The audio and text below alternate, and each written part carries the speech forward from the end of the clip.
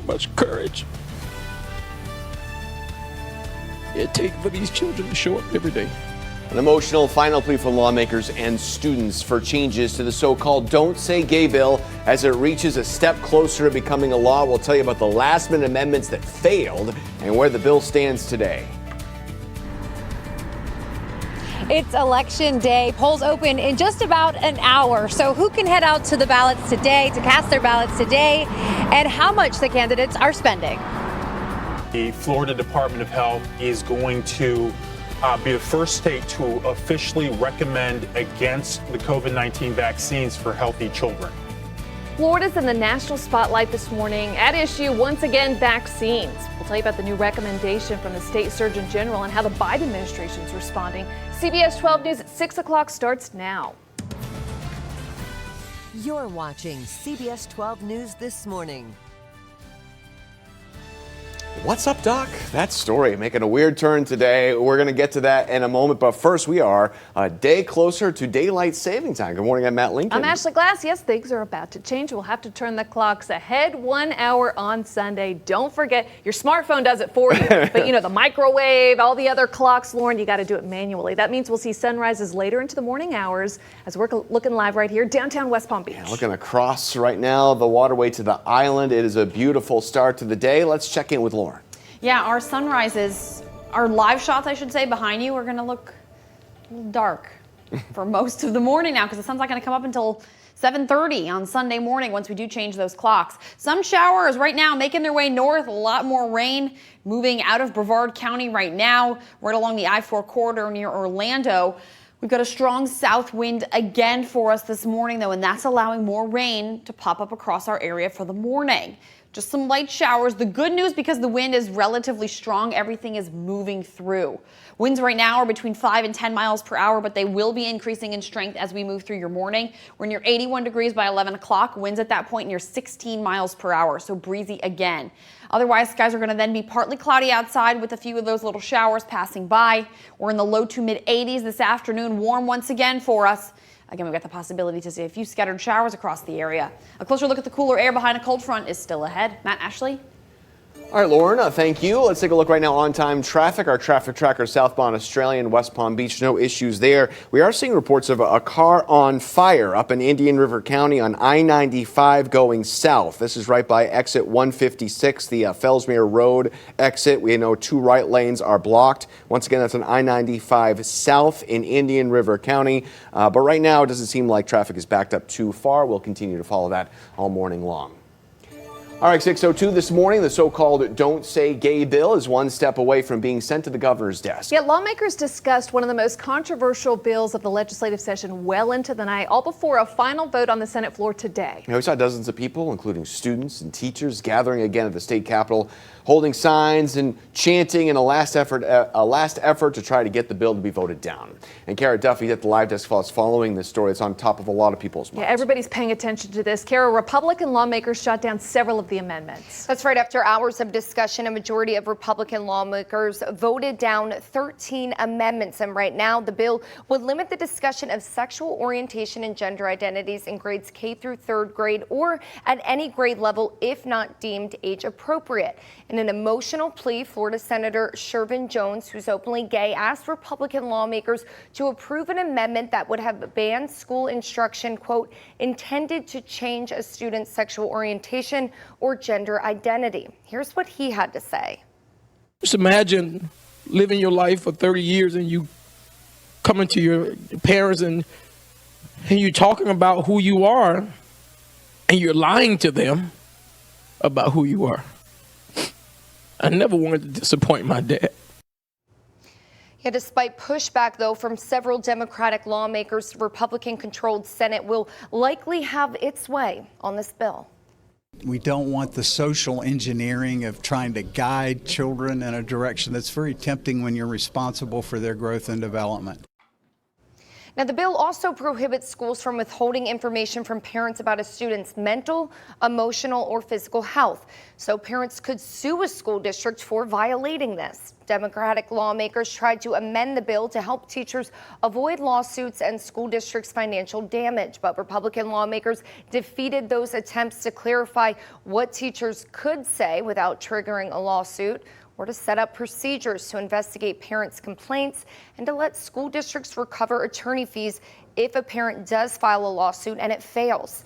The Senate still must debate the bill on a third reading. If approved, the bill then goes to the governor's desk, who has already signaled he will sign it. And if given the green light, the bill would become a law on July 1st of this year. Ashley? All right, Carol, we know you'll be watching it. 6:05 now. In just hours, polls open across Palm Beach County for 19 different municipal races. And voters will also have a chance to cast their vote for a new House representative in the 88th district, which covers Riviera Beach down to Delray. Yeah, this seat was left vacant after Representative Amari Hardy resigned so he could run for the open House seat in the 20th district. That was last year. And our Terry Hornstein live from the Supervisor of Elections office. Terry, what do voters need to know today? Hey, good morning. You know, a lot of candidates running to be elected for mayor. We're talking about for city council, and there are a lot of issues also as well on some of these ballots. And we're talking about half the cities and towns in Palm Beach County will have elections today. And I did check this morning, and about 35,000, a little bit more than 35,000 people have already sent in their mail-in ballots or participated in early voting. And that's about 10%, a little bit more than 10% of the 350,000 voters eligible to cast their ballots. Now, something we've noticed with elections this year compared to, what usually is a very slow election season, candidates are spending more to win in these local elections. Take the Jupiter mayoral race, for instance. One candidate raised more than $80,000 and has spent almost all of that money. A political science professor tells us more resources are put into these local elections than there used to be. And many of them are becoming more nationalized, talking about national issues as well. So the supervisor of elections in Palm Beach County, well, she says she hopes to see more people head out to the polls today. But we're hoping, because this time we did have early voting available for municipalities, that maybe we can get a little bit of a higher turnout. The supervisor of elections expects the turnout to be about 15% when all is said and done. So the polls open in less than an hour. We're talking about at 7 a.m. this morning. They run till 7 p.m., which is the usual times during election day. So if you want to head out to cast your ballot, you want to find out if there are issues or candidates you can vote for, you can head to our website. We have a link there to the supervisor of elections website with everything you need to know for the day. And remember, if you do have a mail-in ballot, you can't send it out in the mail today. You have to bring it in person because it needs to be in by 7 p.m. this evening. All right, Terry, 6:07. This story catching a lot of people by surprise. Parents, I know you're watching this thinking, what is going on this morning? The state and the Biden administration are going at it once again over vaccines. The state Surgeon General, Dr. Joseph Ladapo, is now recommending that healthy kids not get the COVID vaccine. He hasn't made it clear what guidelines he's using to consider as healthy. It's also not clear exactly what age range he's referring to, only younger kids. Governors backing the new recommendation from Dr. Ladapo. Individuals can make their own decision, though, on this, but I think the data is in line with what the Surgeon General recommended. On the other hand, the Biden administration was quick to shut down the recommendation from Dr. Ladapo. So it's deeply disturbing that there are politicians peddling conspiracy theories out there and casting doubt on vaccinations when it is our best tool against the virus.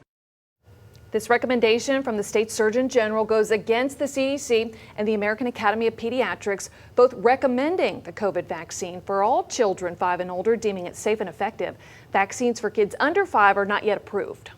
This morning, we are learning the town of Jupiter ordered the couple accused of locking their adopted son in an 8x8 box in their garage to tear that box down. We have a photo obtained here that shows a demo truck parked in front of the couple's home this weekend. According to Tracy and Tim Ferreter's attorney, the couple was told to get rid of the box or face fines. In a statement, the family's attorney tells us all evidence was documented and, quote, any claim this was an effort to destroy evidence represents more disinformation about this family. A former prosecutor we spoke with says this could end up hurting the case.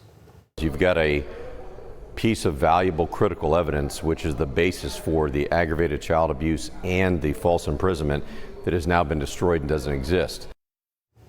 Now, CBS 12 News did reach out to the state attorney's office for comment. We were told they do not comment on ongoing cases. The Ferreters are due in court again later this month. 6:09 right now. This morning, a man accused of dumping a woman's body in a septic tank behind her home is facing second-degree murder charges. Martin County Sheriff's Office released this new cell phone video of a band playing at an event in Jensen Beach. This is important because this is the night detectives say 57-year-old Cynthia Cole was last seen alive back in February. Detectives say days later they found Cole's Jeep near her handyman Koki Dimick's home. Detectives say they went to Cole's home later that day and noticed the septic tank bolts didn't look right and eventually found her body there. Deputies say there's no sign that these two had any sort of romantic relationship.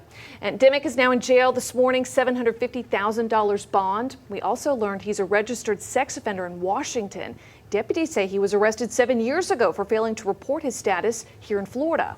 At 6:10 now this morning, the pressure is on for MLB representatives and the Players Union to strike a new collective bargaining agreement. We are learning the MLB plans to cancel another week of games if they do not reach a deal by tonight.